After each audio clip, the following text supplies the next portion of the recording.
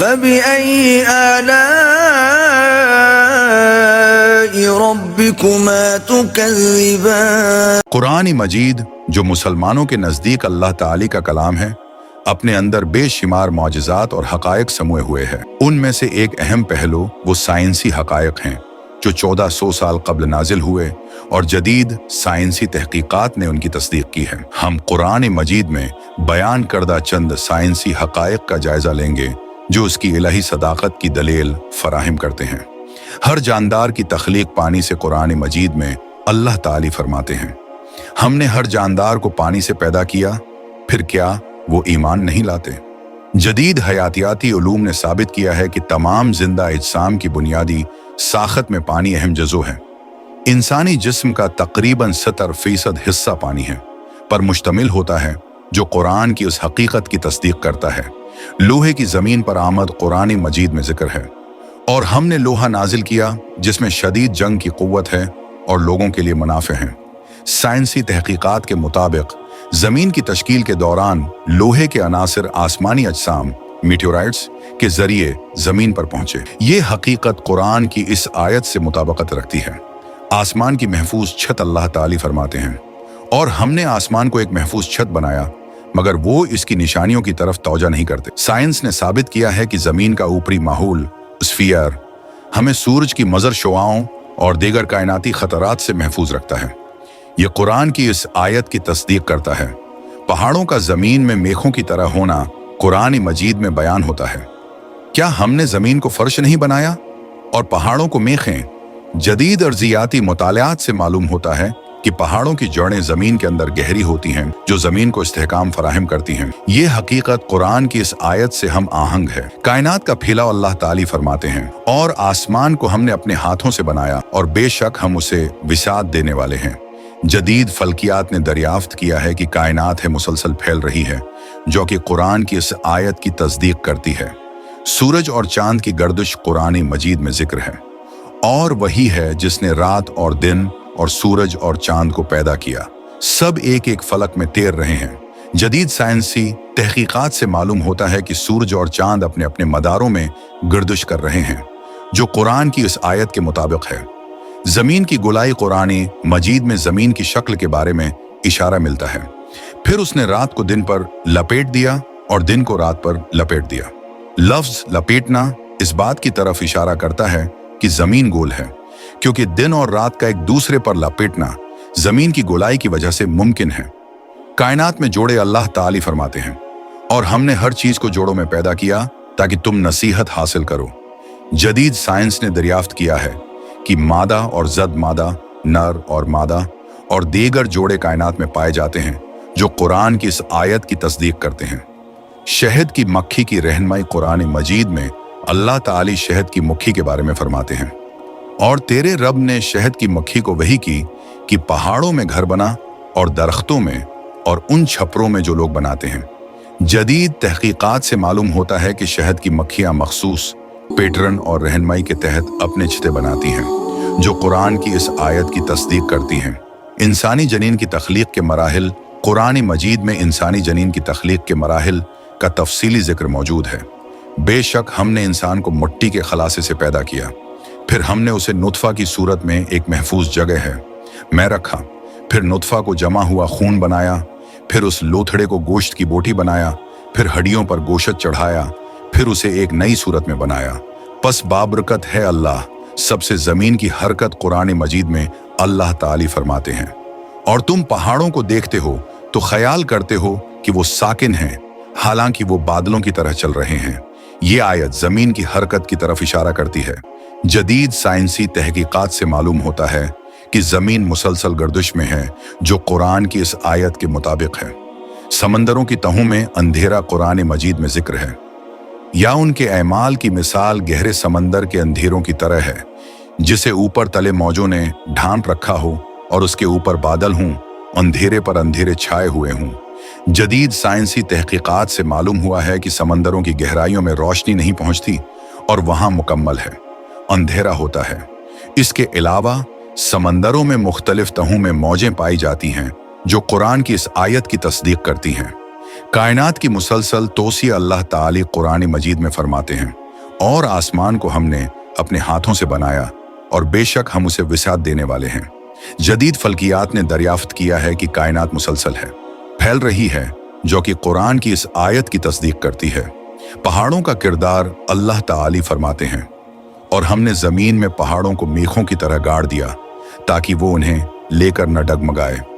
जदीद अर्जियात ने दरियाफ्त किया है कि पहाड़ जमीन की सतह पर इस्तेहकाम फराहम करते हैं और टेक्टोनिक पल्लीटों की हरकत को मतवाजन रखते हैं, जो है कुरान की उस आयत के मुताबिक है। कायनात की इब्तिदा और धवां कुरान मजीद में जिक्र है। फिर वो आसमान की तरफ मुतवजा हुआ जबकि वो धवां था। जदीद फल्कियाती तहकीकात के मुताबिक कायनात की इब्तिदा गैसों और धुएं की हालत से हुई, जो सितारों और कहकशाओं की तश्कील का बास बनी। ये साइंसी हकीकत कुरान की इस आयत से मुताबिकत रखती है। तारीख के मुताबिक हजरत मूसी अलैहिस्सलाम के ज़माने में मिस्र का जो बादशाह गरक हुआ वो रामसीस दोम का फर्जंद था। उसका ख़ानदानी लक़ब फ़िरौन और ज़ाती नाम मरफ़्ताह था। नुज़ूल कुरान के वक्त इस फ़िरौन का जिक्र सिर्फ बाइबल के मखतूतात में था। उसमें भी सिर्फ ये लिखा हुआ था, और खुदा ने रथों और सवारों और फ़िरौन के सारे लश्कर को गरक कर दिया और एक भी उनमें बाकी ना छोटा। इस वक्त कुरान मजीद ने हैरत अंगेज तौर पर यह ऐलान किया कि फ़िरौन का जिस्म महफूज है और वो दुनिया वालों के लिए सबक बनेगा। इरशाद बारी ताली है, आज हम तेरे बदन को बचा लेंगे ताकि तो अपने बाद वालों के लिए निशानी हो। कुरान पाक में जब ये आयत नाजिल हुई तो निहायत अजीब थी। उस वक्त किसी को भी ये मालूम न था कि फ़िरौन का जिस्म कहीं महफूज हालत में है। इस आयत के नुज़ूल पर उसी हालत में तकरीबन 1300 साल गुजर गए। प्रोफेसर लारेट वो पहला शख्स है जिसने 1988 में मिस्र के एक कदीम मकबरा में दाखिल होकर दरियाफ्त किया कि यहाँ मज़कूरा फ़िरौन की लाश ममी की हुई मौजूद है। 8 जुलाई 1907 को एलिट स्मिथ ने इस लाश के ऊपर लपटी हुई चादर को हटाया। उसने उसकी बाकायदा साइंसी तहकीक की और फिर 1912 में एक किताब शायर की जिसका नाम है शाही मुमिया, द रॉयल ममीज। इससे साबित हो गया कुरान मजीद एक ऐसे ज़माने में उतरा जब इंसान आलिम फितरत के बारे में बहुत कम जानता था। इस वक्त बारिश के मुताल्लिक ये तसव्वुर था कि आसमान में कोई दरिया है जिसमें से पानी बहकर ज़मीन पर गिरता है और उसी का नाम बारिश है। ज़मीन के बारे में समझा जाता था कि वो चपटे फर्श की मानंद है और आसमान उसकी छत है जो पहाड़ों की चोटियों पर है। खड़ी की गई है सितारों के मुताल्लिक ये ख्याल था कि वो चांदी की चमकती हुई कीलें हैं जो आसमान के गनबद में जड़ी हुई हैं, या वो छोटे छोटे चिराग हैं जो रात के वक्त रस्सियों की मदद से लटकाए जाते हैं। कदीम अहल हिंद ये समझते थे कि ज़मीन एक गाय के सींग पर है, और जब गाय ज़मीन को एक सींग से दूसरे सींग पर मुंतकिल होती है करती है तो उसके सर की जनबश से जलजला आ जाता है। कदीम मजहबी कतब मिसलन बाइबल में भी इंसानी तहरीफ की वजह से अवामी अकायद व नज़रियात शामिल हो गए थे। सक्ताकी इसके बाद इल्म की तरक्की की वजह से बेशुमार नई नई मालूमात हासिल हुई। जिंदगी का कोई शाबा और इल्म का कोई गोशा ऐसा न रहा जिसमें पहले के तस्लीम शुदा हकायक बात की गलत साबित न हो गए हों। इसका मतलब यह है तहकीक से 1500 बरस पहले का कोई भी इंसानी कलाम ऐसा नहीं हो जो आज भी हर लिहाज से मुकम्मल हो और दरस्त हो, क्योंकि आदमी अपने वक्त की मालूमात की रोशनी में बोलता है। वो शऊर के तहत बोले या लाशूर के तहत, बहरहाल वो वही कुछ दोहराएगा जो उसने अपने ज़माने में पाया हो। मगर कुरान मजीद का मामला इस मुख्तलिफ है। ज़माने के गुजरने से इसकी सदाकत में कोई फ़र्क नहीं आया। ये इस बात का क़ती सबूत है कि ये एक ऐसी ज़ात का कलाम है जिसकी निगाह अज़ल से अबद तक मुहीत है। गैब की खबरें और पेशगोइयाँ कुरान करीम में कई ऐसी पेशगोइयाँ मौजूद हैं जो बाद में हर्फ बे हर्फ पूरी हुई। मिसाल के तौर पर रोम की फतह। जब रोमी सल्तनत फारसियों से मगलूब हुई तो कुरान ने पेशगोई की कि चंद सालों में रोमी दोबारा गालिब आएंगे। रोमी करीब की सरजमीन में मगलूब हो गए हैं और अपनी उस मगलूबियत के बाद चंद साल के अंदर वो गालिब हो जाएंगे। ये पेशगोई चंद सालों में पूरी हुई।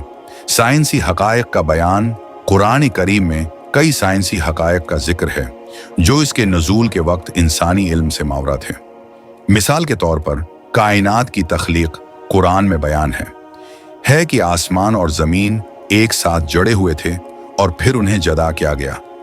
क्या वो लोग जिन्होंने कुफ्र किया नहीं जानते कि आसमान और जमीन बाहम मिले हुए थे, फिर हमने उन्हें जदा किया?